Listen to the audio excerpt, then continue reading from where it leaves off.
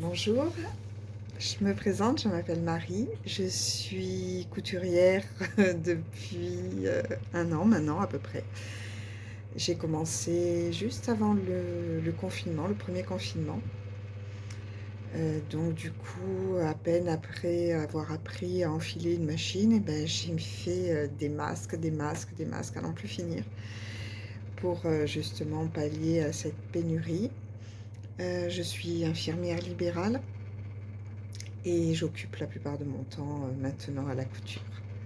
Je suis grand-mère d'une petite fille de 4 ans et demi, d'où le nom de ma chaîne, By Ma Nana, parce que pour elle, je suis Nana. Voilà, pour mon premier podcast, je vais vous présenter toutes les coutures que j'ai fait ce mois-ci. Il n'y a pas beaucoup de patrons, parce que j'ai pas eu l'occasion et trop le temps de coudre de nouveaux patrons. C'est plus facile pour moi de faire et de refaire un patron qui me va bien. Aujourd'hui, ce que je porte, c'est une blouse du dressing de Dresde, de Dirando, voilà, que j'ai cousu en plusieurs matières. Celle-ci, je l'adore. Alors, c'est une viscose, je pense, de chez Loli Shop, je ne me souviens plus, que j'ai entièrement doublée avec une petite cotonnade. Voilà, elle est super confortable, je l'adore. Ensuite, dans le même patron,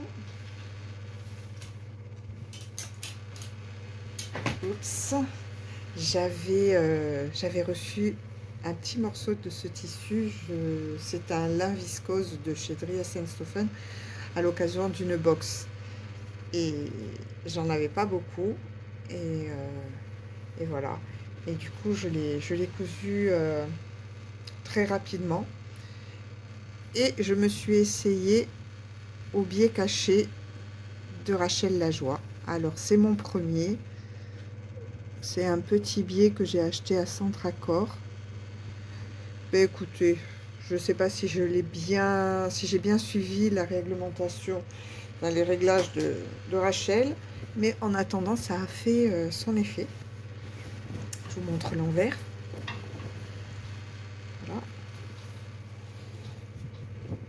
C'est pas, c'est pas trop mal. Donc j'ai fait les ourlets à la recouvreuse. Voilà. C'est pour ça que là c'est en blanc et que je l'ai cousu à la surjeteuse en beige. C'est pas tout à fait les mêmes couleurs, mais bon, on fait comme on veut, hein. Voilà. Et puis le biais, bon, allez, on va dire que ça va. Après, comme diraient certaines couturières, la personne qui va voir ça, elle est vraiment très proche. Et il n'y en a pas beaucoup à pouvoir voir d'aussi près. Voilà, donc voilà pour la blouse de Dresde en 1, 2, 3. Et lui aussi, je lui ai fait un biais caché en noir. Alors ça, c'est un coupon des coupons de Saint-Pierre.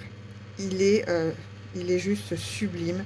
Le seul petit reproche que je pourrais lui faire, c'est qu'il pique un peu. Il pique un tout petit peu, un chouïa. Et là, pour la doublure, pour celui-là, alors je sais, c'est un peu confus, excusez-moi. Je ne savais pas doubler, donc j'ai fait un peu comme je pouvais. Alors attendez, je vous montre. Alors, les finitions, c'est pas cholichon, hein. Voilà. Je sais pas, je me suis...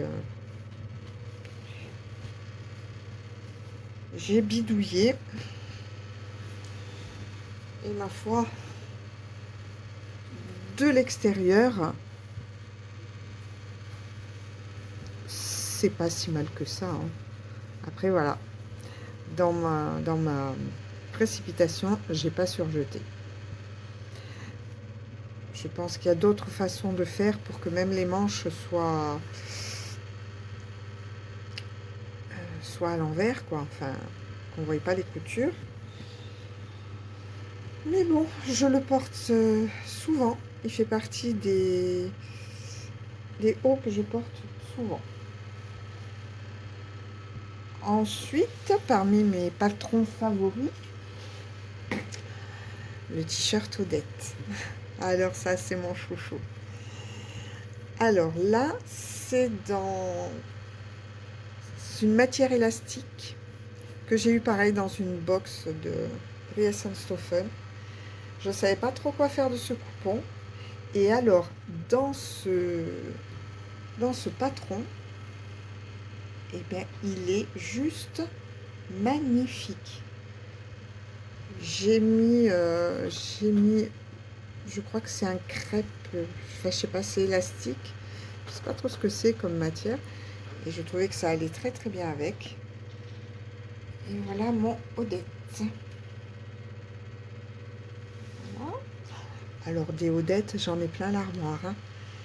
J'en ai de toutes les couleurs, de toutes les formes. Et je les adore. Alors, ensuite, j'ai fait la robe Mia de l'usine à bulles. Pareil, dans un jersey viscose de Dries & Stoffen. J'ai fait la version à encolure ronde. Voilà. La voici, la voilà. Elle est facile à faire. Je l'ai entièrement faite à la surjeteuse. Pas de difficulté. J'ai essayé le rouloté. Mais alors, le rouloté, il va falloir que je m'y penche sérieusement parce que j'ai acheté des fils mousse. Et dans ma surjeteuse, dans la Highlighten, dans la Baby Lock, ben, ça rentre pas. Alors, je sais pas. Je sais pas comment on fait. Est-ce qu'on le met que sur l'aiguille? Est-ce qu'on le met sur les boucleurs? Je sais pas du tout. Si vous pouvez me laisser un petit message en bas pour me donner des conseils. Sinon, il faudra que je m'y attelle et que je cherche l'info toute seule. Voilà, donc zéro difficulté. Mais vraiment zéro difficulté. Elle me va un tout petit peu petite parce que j'ai un peu grossi. Voilà. Il y a certains vêtements où ça se voit beaucoup. Ensuite, pour rester dans la robe Mia, donc j'ai fait de nouveau la robe Mia, mais cette fois-ci la version cache-cœur. Voilà, j'ai mis un petit bouton pour pas que mon intimité soit à l'air, on va dire. J'ai fait des manches, les manches du patron, et par contre j'ai modifié parce qu'il me restait un bout de coupon, et comme j'en ai assez d'avoir des chutes, j'ai dit bah, pourquoi pas, et du coup avec le reste j'ai fait un grand rectangle avec ce qui restait et je l'ai rallongé. Et bien c'est pas mal, c'est vraiment pas mal. Le seul truc, c'est que mon jersey, il est élastique, très très élastique dans les deux sens, et du coup elle est très lourde, et plus je la porte et plus elle se rallonge. Alors plus la soirée arrive et plus je suis chaste, mais je l'aime beaucoup et elle était super facile à faire. Voilà pour celle-ci. Ensuite, je me suis attelée cette année, je l'avais pas fait l'année dernière, je me suis attelée cette année au pantalon Fez de la Maison Victor. Mais alors, c'est la révélation. Je comprends même pas que je ne l'ai pas fait avant.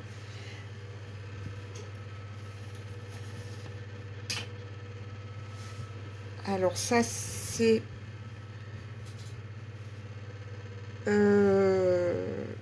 ça doit être du lin viscose de Driessenstoffen.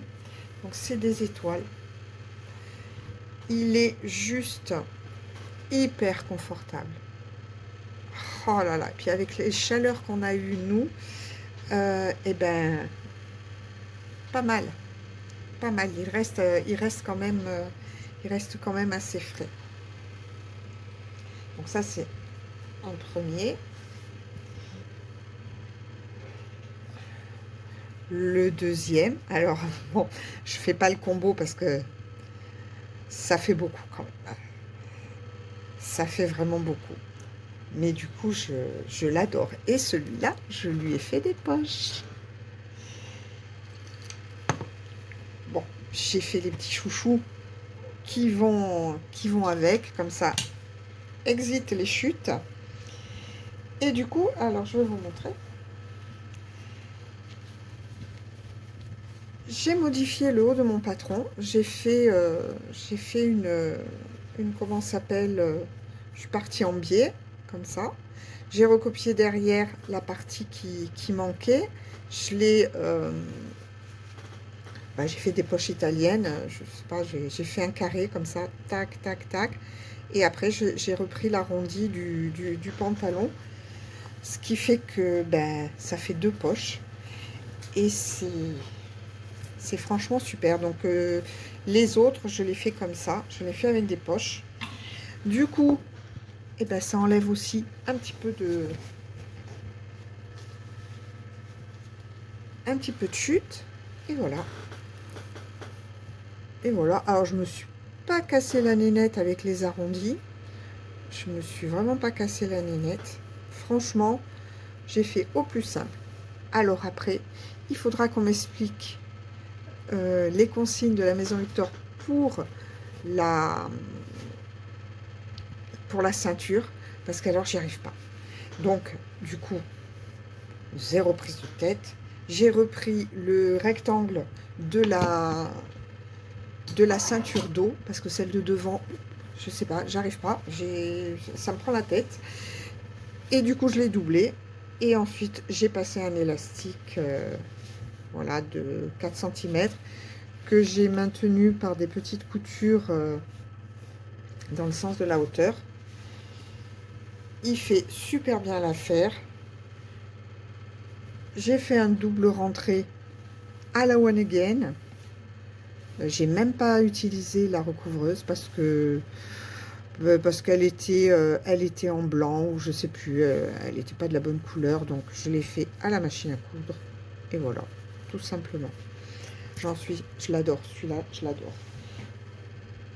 Et mon coup de cœur au niveau du tissu, mais alors c'est ce lin viscose des coupons de Saint-Pierre.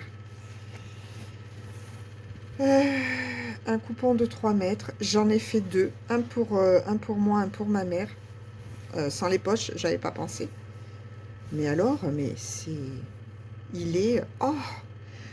Du coup, j'ai refait une commande. Et j'ai recommandé en noir, en gris, et j'ai recommandé celui-là. Et celui-là, je pense que je ferai une robe, mais pour la prochaine fois. Il est juste la couleur, la texture, la douceur, oh, il est trop mac. Il est vraiment... Je l'adore. Voilà, donc encore un fez. Et là, j'ai fait quoi? J'ai surjeté et j'ai juste rentré. Bon, rien de foufou, hein. L'ourlet de la feignasse, voilà. C'est pas ça. Bon. Et ben voilà pour mon premier podcast. J'espère que ça vous plaira. J'espère que j'arriverai à le mettre en ligne, à créer ma chaîne, parce que là, je me découvre.